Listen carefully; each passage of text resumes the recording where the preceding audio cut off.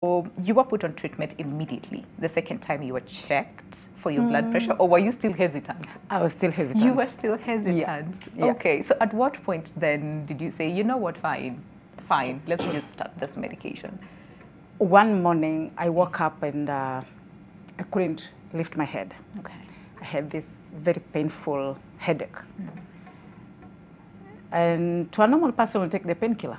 Oh, yeah. Yeah. It's the painkiller easiest thing that we today, rush to. painkiller tomorrow, and it's not going away.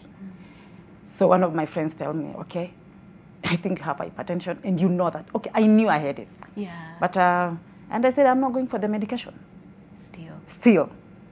Because to me, I was like, oh, this medication, I'll be now on this medication for the rest of my life. Absolutely. And yes. she told me, yeah, for your life. Yeah. So that's when I worked in a chemist, and they gave me the first, I can't remember the name, HTC something. I got those ones. Then the person dispensing at the chemist told me, no, this is not the right place. Yeah. You have to look for Go a to a facility that hospital. you can Yeah. engage with the doctor, engage with someone who can take you through the journey. Now that's when I was referred to Westlands. There is in Westlands Health Center, we have a facility, a support group for diabetes and hypertensive people. So I walked in, and now I started off my medication. That was now in 2018, around June. Okay. Yeah. So what are some of the changes that then you had to make? Because again, your pressure was pretty high. It was pretty high. Yeah. So are there some things that you had to, like drastic changes that you had to make? I did. Yeah, so many of them. Okay. Like the first day I went in, given the medication, then you're given 1 week, come back for a checkup.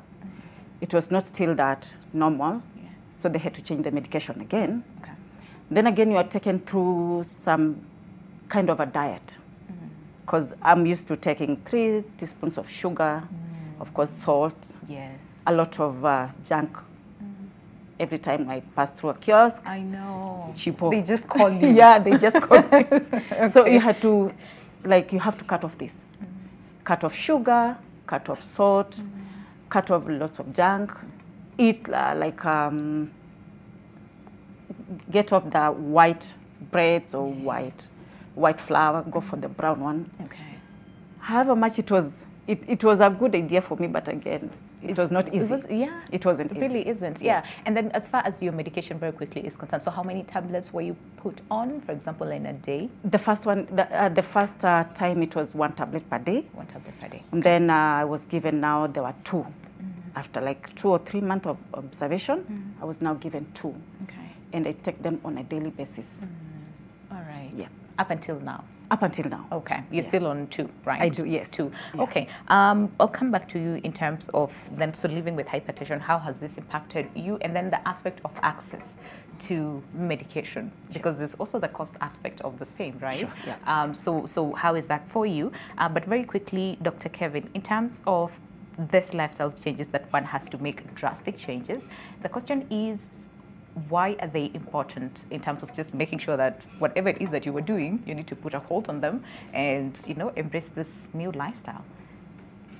Well, we have a model patient here in terms of Christabel, because she espouses a lot of the issues that we encounter as clinicians. Absolutely. In terms of diagnosis of hypertension and initiation of treatment. The biggest issue that comes out, as you have heard, is the issue of stigma. Yes. Hypertension is still a highly stigmatized condition.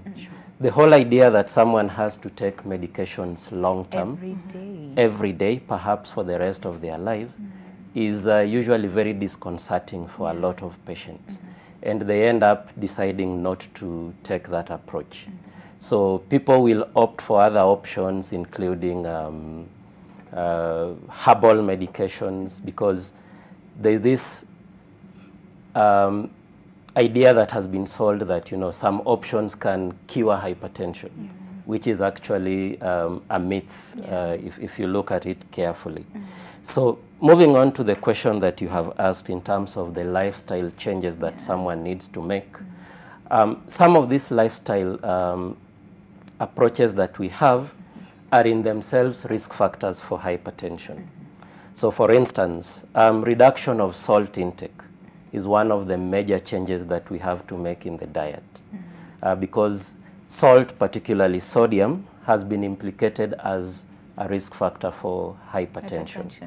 So the more salt we add on our food, the higher the chances that we are going to get hypertensive. Yeah. Now, the other aspect is usually we advocate for reduction in weight. For those who are overweight, that is also a known risk factor for hypertension. So we recommend that someone, if you are overweight, then reduce about 7 to 10% of your body weight, and that has a significant impact on lowering the pressure. The other very important lifestyle modification that we need to advocate for is physical activity. If we increase our physical activity, because our lifestyle has become very sedentary. We wake up, get into a car, drive to work, sit the rest of the day. In the evening, walk out and right in the parking 10 meters away. You get into the car and back home, and you get home and you find NTV news is on, and you sit and your food is served and you watch something. So we need to change that about our lifestyle and encourage people to be physically active. So when we talk about physical activity, what we recommend is that you need at least 150 minutes of exercise in a week.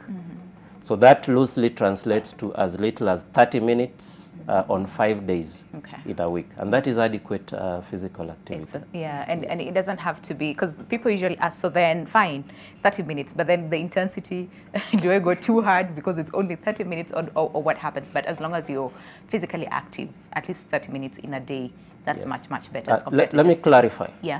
So in terms of exercise, the recommended intensity is what we say moderate intensity physical exercise.